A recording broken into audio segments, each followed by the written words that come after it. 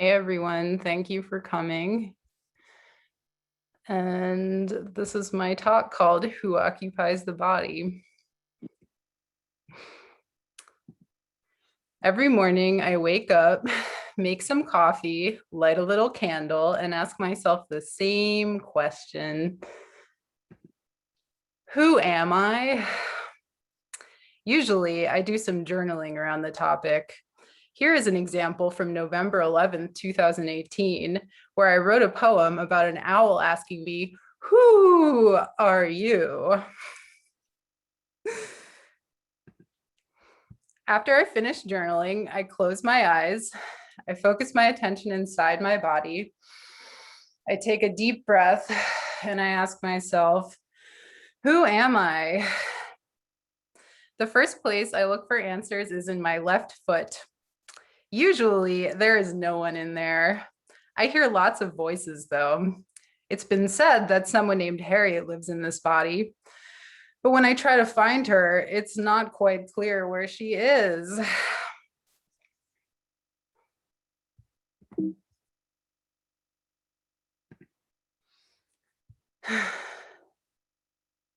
This is all very confusing to talk about. Luckily, my friend Robob has agreed to travel from his home planet and explain. Let me just channel him in here real quick. Who is Harriet anyway? I don't know where she is right now, but I know her story. Harriet was born in what is known by some as New York City. In your Earth time construct, the year was 1991. Her parents are both very creative people. They met as art students at CMU. Harriet grew up in Brooklyn, right down the block from Prospect Park. She had a comfortable childhood. She always got what her body needed in order to feel healthy and safe. And even beyond her basic needs, she was given lots of gifts. The best gift Harriet received was that her parents always encouraged her to create art. Harriet was a really fortunate kid. As Harriet's body grew older, she started to feel sad for reasons she couldn't explain. Puberty was awkward. She didn't like what it did to her body. She realized she was gay. It made her upset. She started to wonder what life was all about. Photo credit Nora Fandry. It was also around the time that Harriet started doing drugs with her friends. They read on the road by Jack Kerouac. They liked to pretend they were beatniks. Raised in a secular household, Harriet had no conception of anything beyond the material, but as a 15-year-old on a very high dose of LSD, she had a direct encounter with the source field infinity. Her experimentations with hallucinogenic drugs provided her with a glimpse into a mystical realm hidden within the doldrums of her dysphoric, anxiety-riddled existence. That awareness never left her. It fueled a long-term desire to convey the magic she had encountered. Thanks, Robob. I'll take it from here. The overarching theme of my work is exploration of the self. This gets confusing to talk about because in our culture, the word self is usually referring to a socially constructed identity. This image describes personal identity as a spider web of associations we get tangled in. Much of our identities are imposed on our bodies by external influences, such as religion and mass media. Some parts of our identities are chosen and some develop mysteriously. Our identities are constantly shifting throughout the lifespans of our body. If your identity is a cloak that you wrap yourself in, then who is yourself? I have a body, but who is having it? I'm interested in exploring the self that is hiding inside of the cloak of social identity. If my personal identity is a reflection on the surface of a lake, my mission as an artist is to delve below the surface and explore what is underneath the reflection. One time I met a jellyfish down there.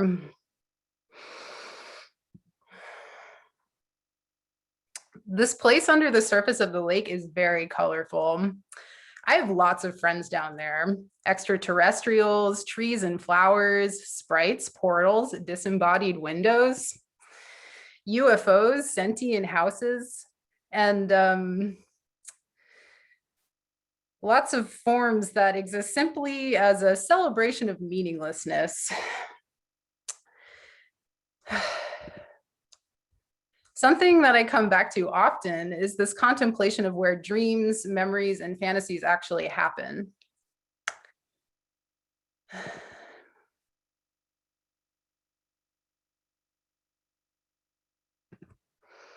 I like to unpack the assumption that mental phenomenon happen somewhere inside of the brain.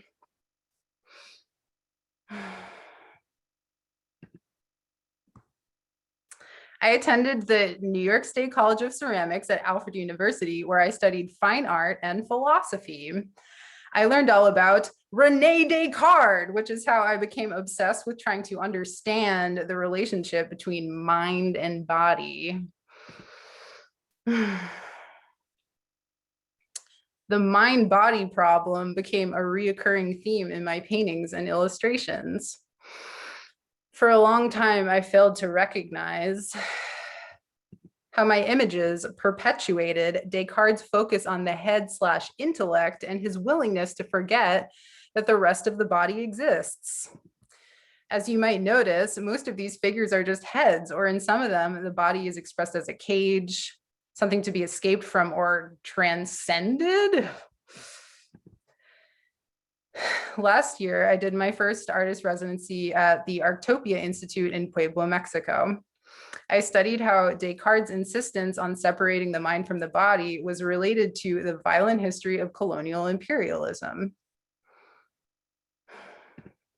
This research made me realize how important it is to understand the ways that dominator culture continues to shape my perspectives so that I can avoid unconsciously perpetuating supremacist ideologies in my own work.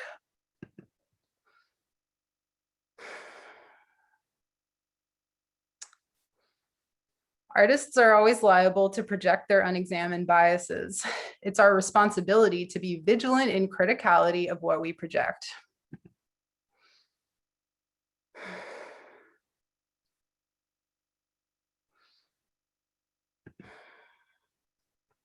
Most of my coursework at Alfred was studio practice. I explored many mediums. It was a very playful experience. I developed a concentration in printmaking. These are some of the first screen prints I did on fabric.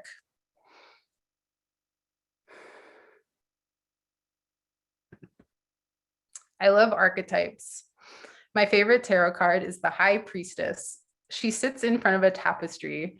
For me, the priestess's veil represents the illusion of sensory reality. This metaphor of sensory perception as a veil arises in many cultures throughout history. The association between fabric and illusion gives me a lot of gumption as a metaphysically driven textile designer. I love reflecting on how this reality is just as transient as a dream. Creative self-inquiry is what allows me to remember this. Embracing this reality is what gives me permission to create. Transitioning from paper to fabric was huge for me because it gave my images a new sort of versatility and an ability to interact with my body. Screw you, Descartes. This is a picture from my senior show. I constructed a tent out of my textiles, which are also extending onto the wall. The concept behind this installation was opening a portal into the space beyond the veil of illusion. After I graduated, I moved to Pittsburgh. I spent my 20s questioning my commitment to art and working different jobs related to youth services. I never stopped painting, drawing, and writing in my spare time, but I lost touch with the more expansive ways of working that I tapped into at school. Somewhere along the way, a really special person saw me for who I was and encouraged me to dream bigger. Thank you, special person. It was around that same time that I joined Pull Proof and was finally able to pick up my studio practice where I left off as an undergrad. We had a show downtown, and when musing about what to contribute, I remembered my penchant for coveralls, and thus the empty spacesuits began to manifest. This pair was about the way that subatomic particles exist simultaneously as waves and particles, which I attempted to illustrate by making one leg wave patterned and the other leg particle patterned. The concept behind the empty spacesuits is encouraging contemplation of quantum physics. To understand that the tiniest building blocks of physical matter do not actually contain mass. For me, this is liberating as it points to the reality of what is referred to as sunyata or voidness in Buddhist traditions. I love finding the places where science and spirituality meet. This pair got really fun when I started chopping up text from different prints. My dad called it a cut up after the poems that William Burroughs would create by chopping up words from newspapers and slicing them together. These kinds of practices are kind of like channeling. The artist becomes a medium for a higher power to work through and make connections that the individual wouldn't have made on their own. So this pair says, our mind is a 99% empty space. And then the back says, atoms are made of primordial spirit. When I wear my art on my body, it changes the way that I move through the world. You could say that it inspires a sense of playfulness. My creative practice has always been about the exploration of a more expansive self beyond my personal identity. When I am able to access that larger sense of self, I feel liberated. Lately, I'm figuring out what it means to work towards a collective liberation from the limitations of social identity. Imagining a world where social identity is put into its proper context within this vast and mysterious ocean of self that we are all swimming in together, where every individual has the freedom to explore. I have no idea how to get there, but luckily I won't be doing this work alone. My Pulp-Proof membership has provided me with a great example of the power of collectivism to uplift the individual, as the small strides I have made as an artist in the past couple of years would not have been possible without the support of my collective. Thanks, Pulp-Proof. I look forward to seeing what else we can accomplish together. What's that, Dino Steve? You're right. I almost forgot to answer the question. Who occupies the body? Geez, do you think you could help me out? Of course, I forgot. We already talked about this. Dino Steve just reminded me. He thinks that a primordial spirit occupies the body. The end. Thanks, everyone. That was so good.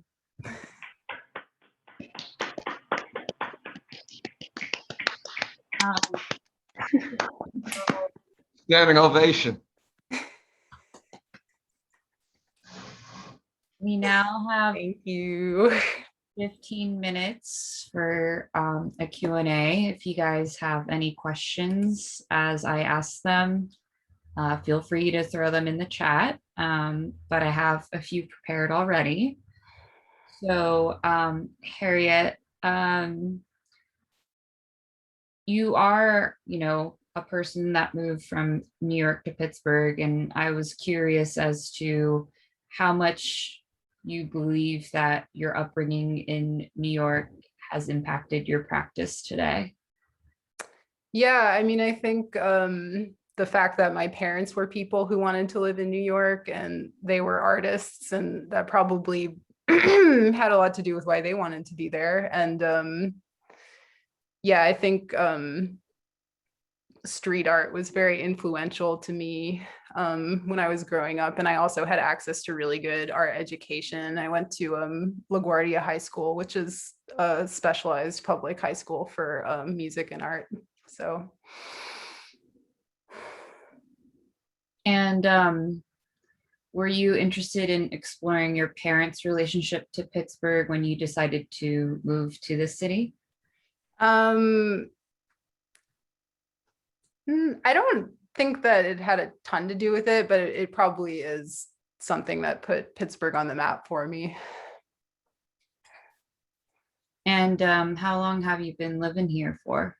I moved here in January of 2014, so it's been over 7 years now.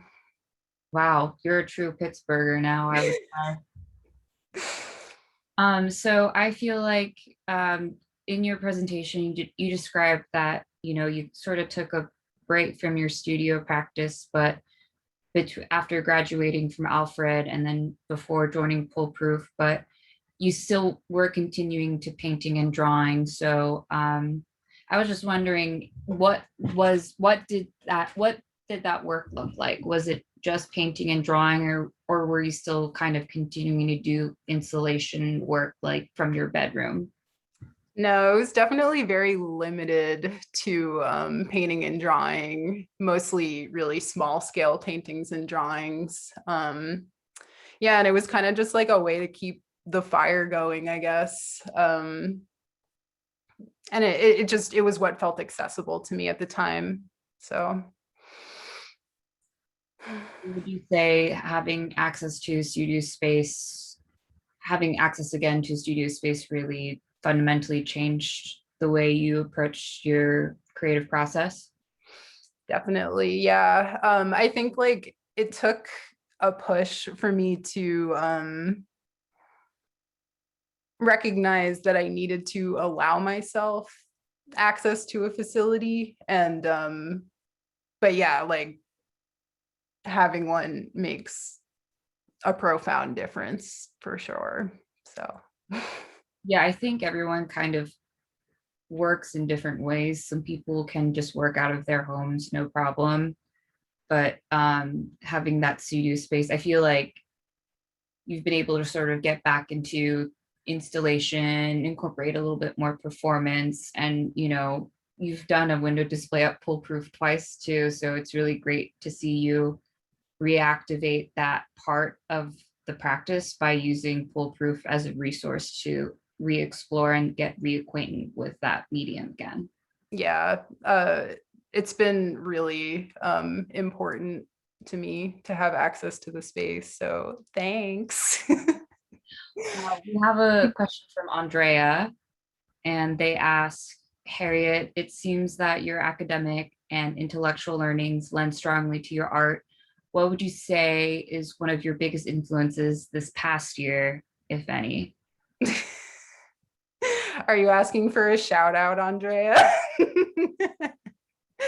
I would say no, this has nothing to do with me. I'm just curious about your process, because it seems like you take a lot of information in and then it goes inside of you and it does all of these things and then it comes out in your art. So I'm just curious what it looks like, what's been a big influence for you going in and coming out this past year. Wait, I need to read the question again.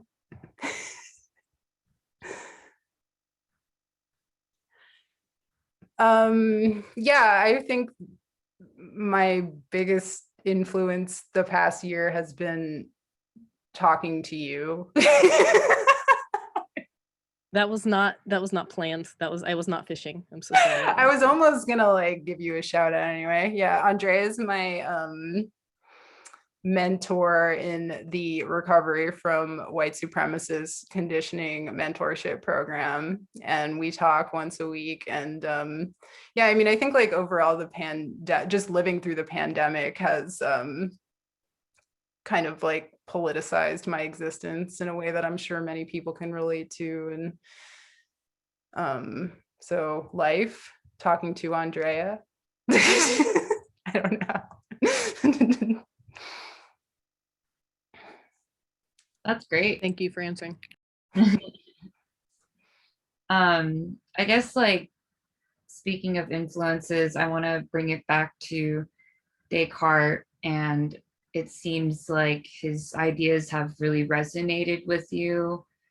And I was just wondering specifically, what was your entry point to Descartes when you're in school?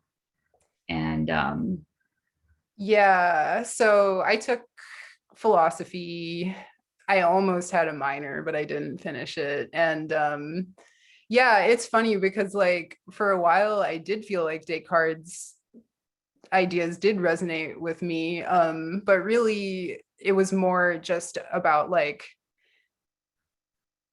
reflecting on how it opened up this intellectual contemplation of like what consciousness is, And it wasn't until I did my residency at the beginning of 2020 that I was given these texts and like engaged in conversation in a way that made me realize that Descartes is actually really fucked up.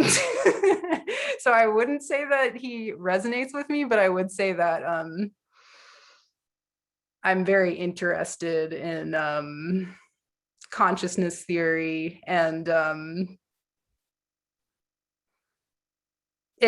learning about him opened a door in a way to that. But I think like what's become even more interesting is understanding how his philosophy of thought defining a person's beingness is actually like very, very destructive, and not something that I would like to be affiliated with. So I mean, I'm totally on the same page with you there. I mean, if you look at most philosophers, like they're all fucked up. Like Freud's pretty fucked up too, but it does give us like, they did define certain frameworks in which we still discuss the human today. So like, I guess since they were the first to define it, we do have to sort of, you know, give them credit for that. But yeah, you know, and like also it's so important to understand what they were thinking, because if you don't, then you don't understand how it's actually like influencing the way that you interact with the world today.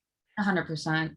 And I think that's how like deconstructing those philosophers brings about the most productive conversation, because you're able to sort of deconstruct society and the way, you know, the way we see things. This is a good lead into Amanda's question. Yeah, I was just getting to that, Anna. So Amanda has a question. Harriet, it's exciting to me how you subverted modern philosophy. Have you continued to seek out more varied philosophical teaching to inform your art, such as smiley face? I can't say that I have, or maybe I have, but it's just not really coming to me in that way.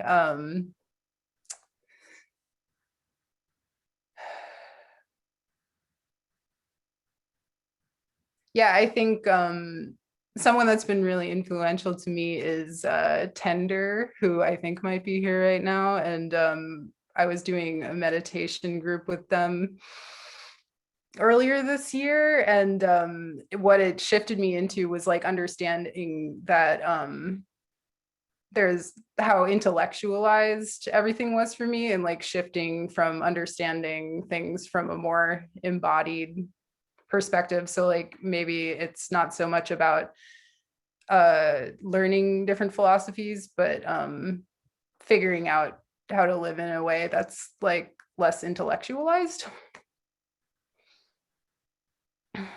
Yeah, I think also it's been pretty hard to, I think during the pandemic, to live less intellectualized existences, because sort of intellectualization is sort of the only thing we have these days, but that's definitely, it's a good goal to have.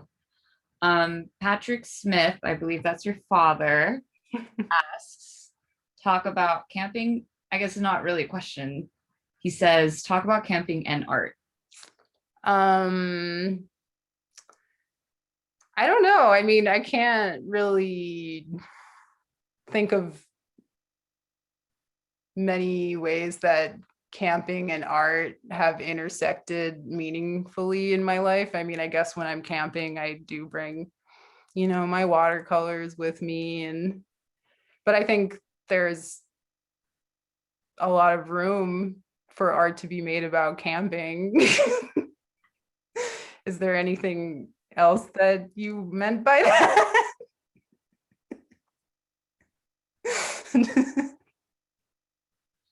Patrick, if you want to jump in here. I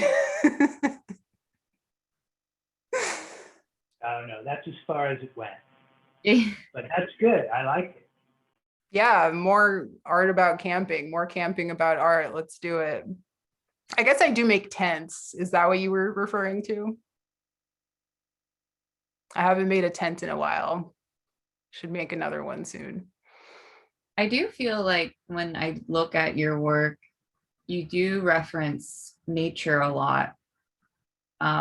There's a lot of atoms and structures, and I do see tents as well. And like a lot, it feels very like you visually represent a lot of like biological structures. So I do see a very strong natural element in the drawings and the paintings that you create. Yeah, I feel like when I was still living in New York, when I was younger, a lot of the content was more buildings and like urban aesthetic. So it might just, I mean, Pittsburgh is arguably pretty urban too, but maybe it just has to do with what I'm looking at, because I do look at trees more often here. And Alfred, the area where Alfred is located is pretty foresty, right? Yeah. I'm wondering about this element of storytelling that you have in your work and also through your presentation. What's your relationship to storytelling, and is that something that you want to explore more through your work? Yeah, I don't feel like I've really delved into it much, but I do think I'm definitely aware of like how powerful and magical it is, and how engaging it is to have a storyline. And that was when I was looking up like how to do an artist talk, one thing that popped up was like have a narrative to it. And I think that there's just something about storytelling that is really good for the brain. A good segue to that, Andrea asks, in addition to storytelling, has more formal performance art been a part of your artistic expression in the past? No, I think it's something that I'm excited to break into a little bit in the future, but I've historically been very shy.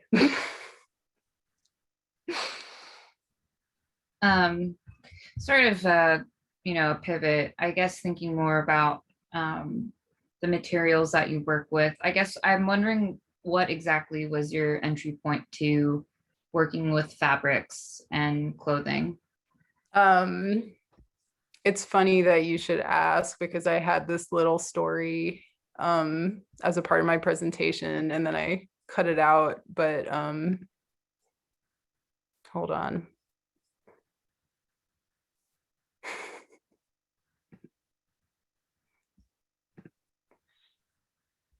Okay, so maybe that's not it. Okay, here we go.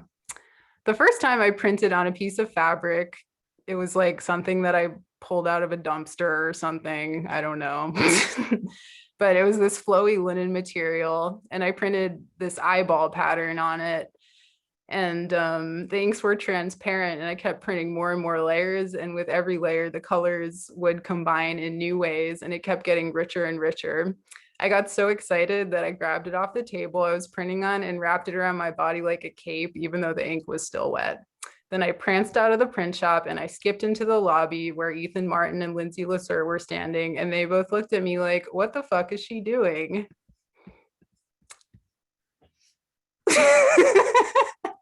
Yeah, I mean, my mom is a textile designer too, and apparently her ancestors were people who did sewing, so I think it is like kind of in my DNA a little bit, but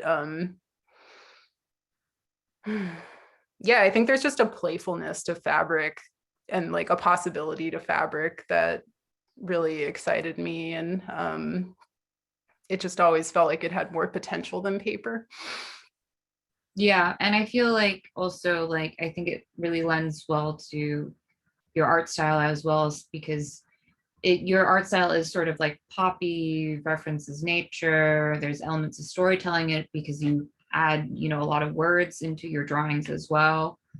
And I think like printing on fabric is sort of like a a good way to sort of reach the masses in a way, because like a fabric is, it's on, it's on a curtain, it's on your body, it's on overalls, it's on shirts. And when you print on it, there's more than one, there's multiples. Olivia Bergani asks, are you still making videos? I love the videos at your art show in Alfred that played on the TVs in the tent. Yeah, I was not, I mean, I've made like a few videos through the years, but it's not really a practice that I've been vigilant in maintaining. You want to pull up those videos? Maybe this is like a good time to show those animations you made. Let me see if I can find them.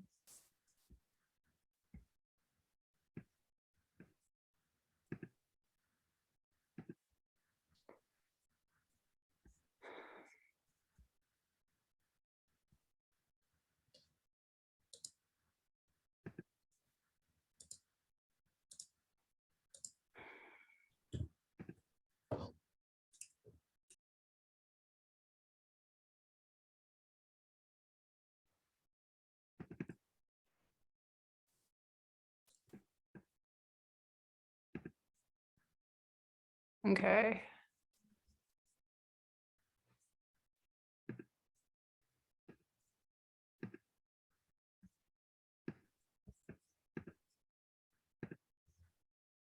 This is just a little clip.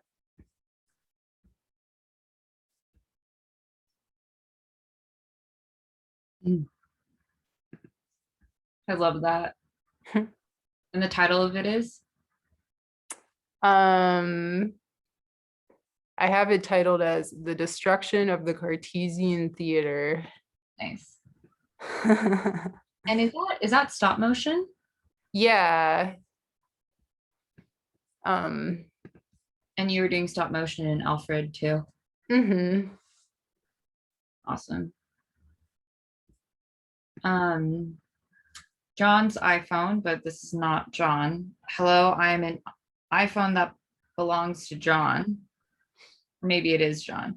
I have a question. In what ways do your ideas around dismantling identity influence your art, and what does that process look like? I don't know if there's a direct link, but I think in the sense that like art can be a therapeutic practice, it sort of allows me to reflect in a meditative manner on the ways that I may or may not exist.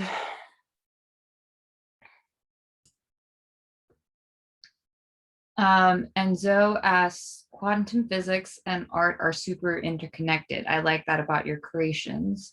Is there anything in particular that connects them for you or made you connect them?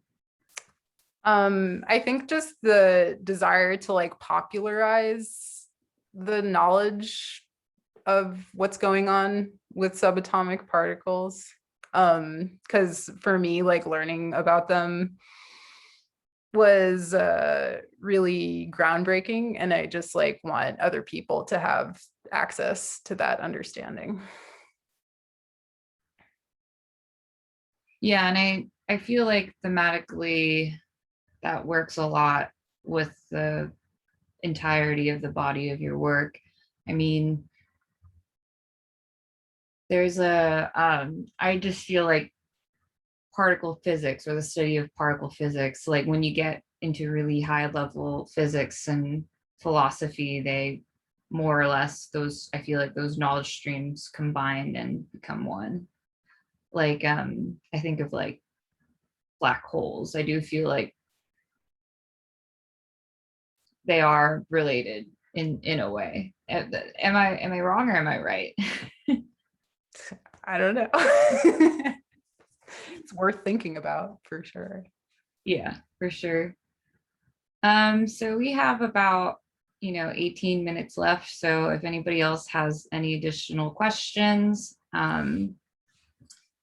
I guess I'm wondering, Harriet, do you like comics, or do you feel any sort of way, like, are you attracted to pop art at all? Yeah, I love graphic novels.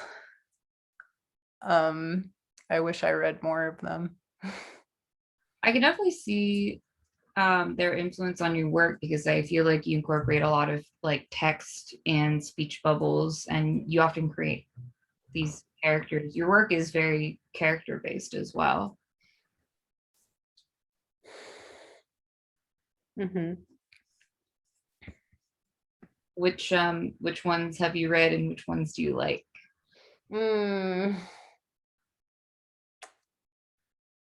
Persepolis, I really liked. Have you read that one? Yeah, I recently watched the movie as well. Yeah, that was really great.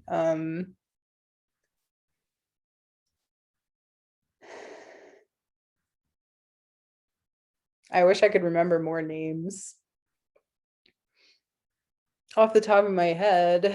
There were some great ones that I had when I was a kid, like collections of them.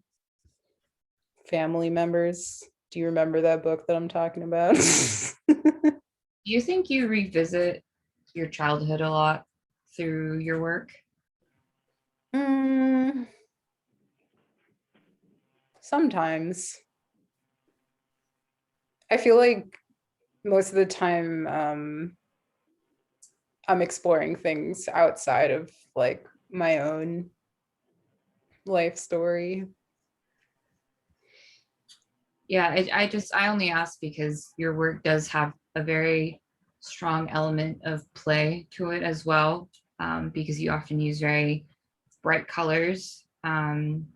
The forms that you represent, it almost feels like sometimes when I look through your sketchbook drawing specifically, I feel like I'm looking through a children's book, and I don't mean that in a derogatory way at all, but it like I think children's books are fantastic, but I do, there is a very strong element of play, and I wonder if that has anything to do with you revisiting your parents raising you in New York, or your parents' background as creative people as well.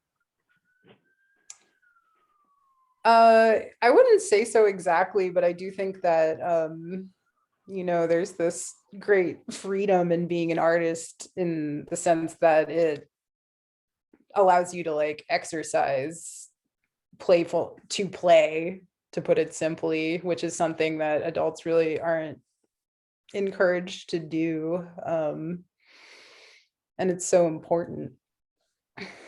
Yeah, definitely.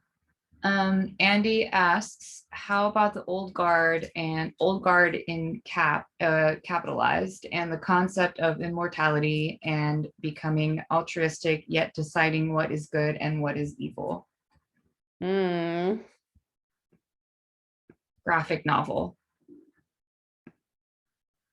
I'll have to check that one out. Cool. Thanks for the recommendation, Andy. Ernest Afu says, thank you for this talk, Harriet. I remember one slide you showed mentioned consciousness not coming from the brain, if I remember correctly. What are your thoughts around consciousness?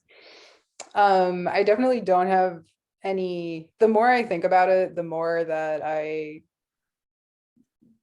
less I know. And I think that for me, the important thing is just reflecting on it in the first place and realizing that it is profoundly mysterious, and it's like the thing that we most take for granted, and it really makes no sense if you think about it. And also just the fact that like the field of science has not been able to come to an understanding of what it is. And for me, that I think that just really confronts a lot about how we live these days. Yeah, it's just, I mean, it's more about asking the questions than answering them, I guess. Related to that, do you think that there are any philosophers that have been the most destructive to our perceptions of consciousness? I mean, I'd say Descartes is definitely up there. I can't claim to be particularly well read, but Yeah. I recently read a psychoanalytical book, and a lot of it referenced Winnicott, and it just kind of flew over my head. I am not familiar with Winnicott at all, but I feel like Freud is probably the most prominent philosopher of our day and age. And I don't know if concepts like Oedipus complex, or, I don't know if all those things are actually true, or if we like are familiar with those concepts and we apply them to people. yeah, I don't know.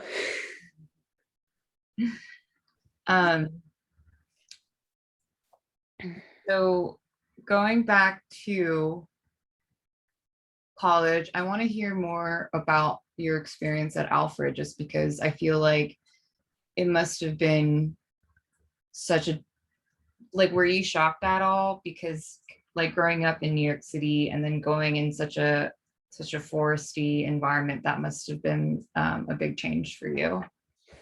Yeah, I really liked it. As soon as I left the city, I adjusted really well, and I never really had any desire to return to such a dense urban area. I think I really like Pittsburgh because of its proximity to nature, and even though it is a city compared to New York, there's just so much more space. But yeah, I really liked being in a rural area. And you've continued to sort of explore the forest through your work with the student conservation with the SEA, right?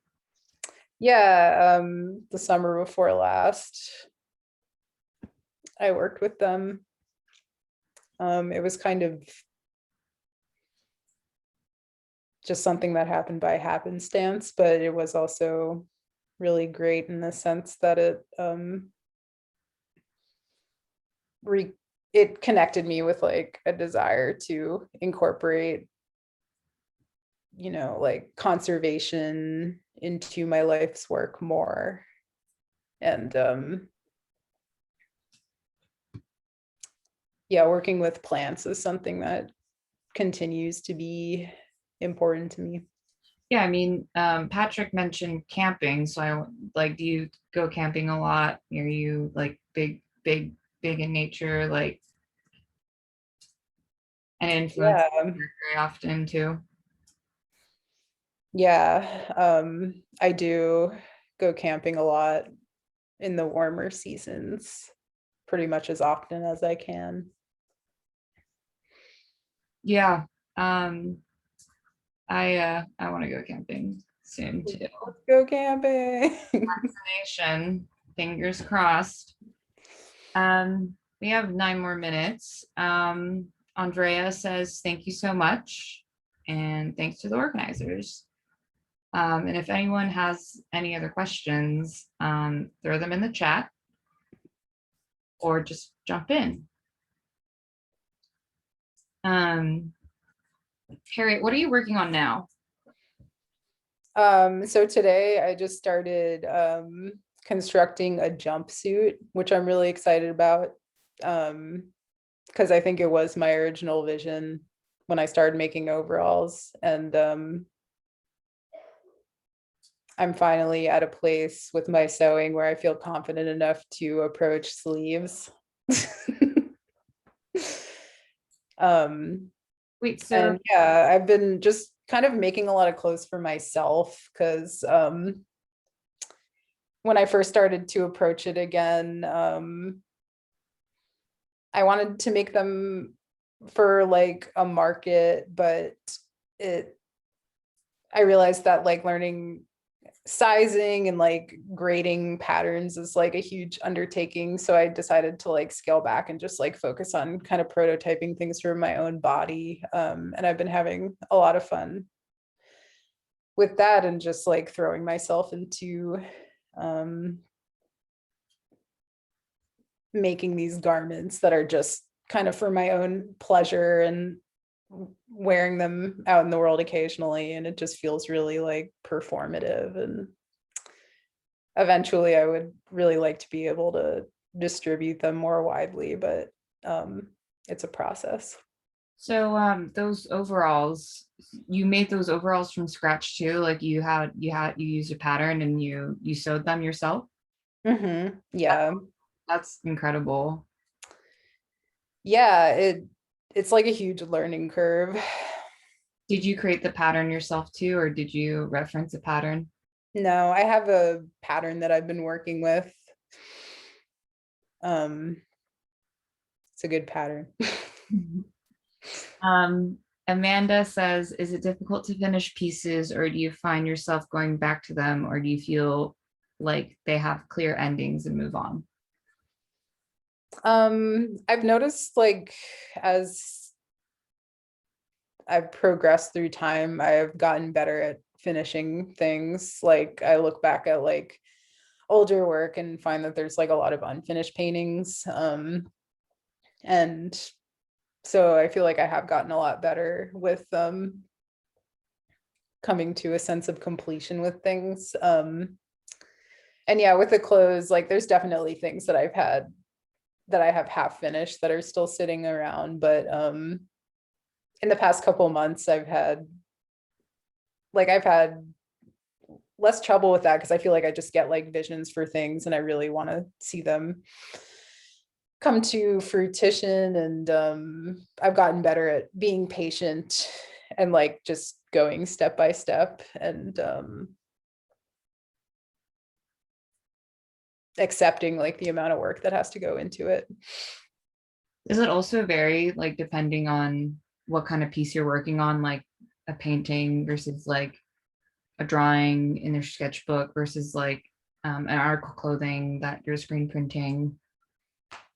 Does your process differ pretty significantly from medium to medium, or do you feel like you work very similarly in terms of process, no matter what medium that you're in? Just because it's very interesting, you kind of have your hands in all these different mediums. So I'm just wondering in terms of process, if it looks pretty much the same, or is it pretty different depending on what medium you're in?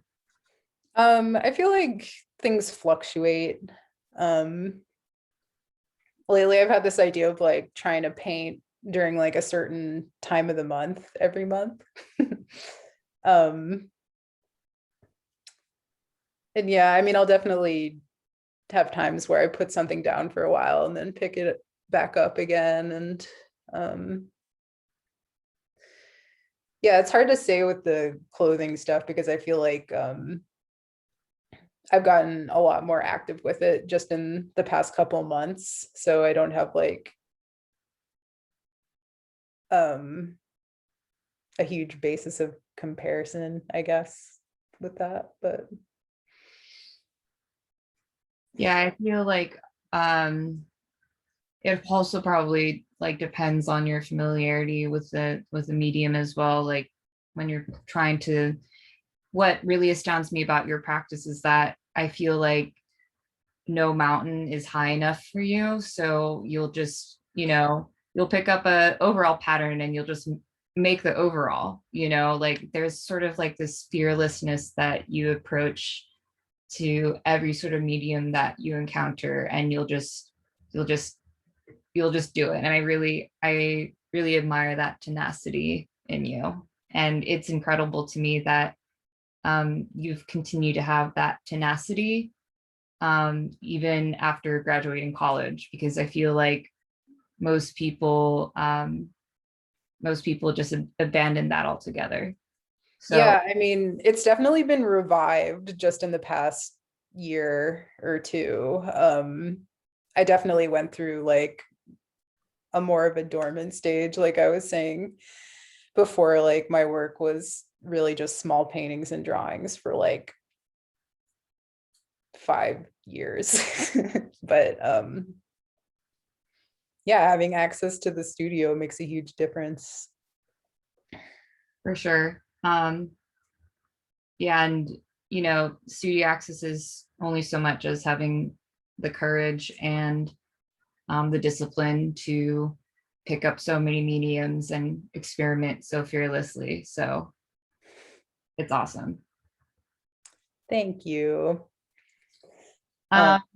Yeah, so if there are no more questions, I think we're in a good spot to wrap up.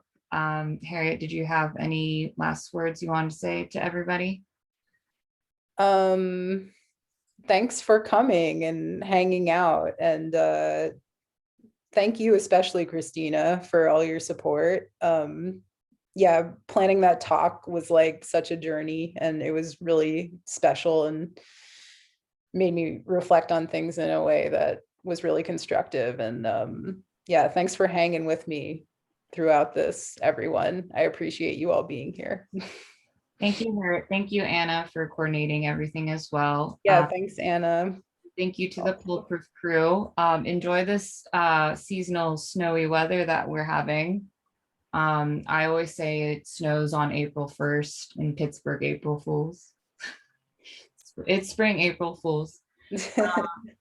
Buy Harriet's amazing. So Anna put in a plug to the Foolproof online store. Buy Harriet's amazing work on our online store. And Harriet also has her own online store, which has more of her work. So go check it out. Bye, guys. Thanks for coming. Bye, everyone. Love Thank to you, all of everybody. you. Good job. Thank you. Thanks again.